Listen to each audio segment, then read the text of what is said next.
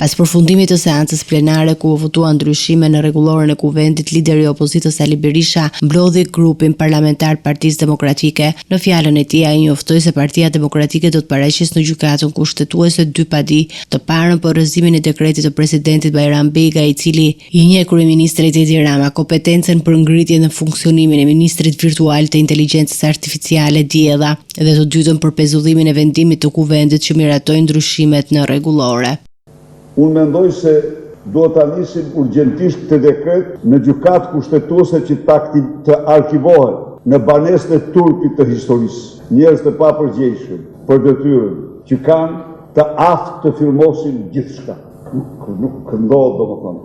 Çfarë të thosh?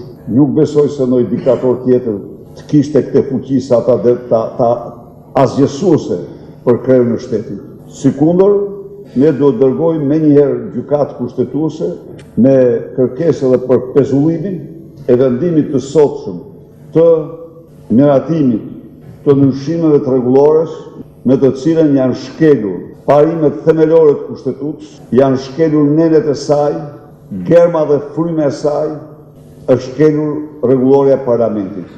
Në të njëjtën mbledhje, kreu i opozitës bëri dhe emërtime për drejtimin e komisioneve parlamentare që u takojnë Partisë Demokratike. Bars Pahia do të kryesojë Komisionin e Shëndetësisë, Luciano Boxhi Komisionin për Edukim, Jorita Tabaku Komisionin për të Drejtat e Njeriut dhe Informim, ndërsa Ina Zhupa do të marrë drejtimin e Komisionit për Kulturën dhe Diasporën.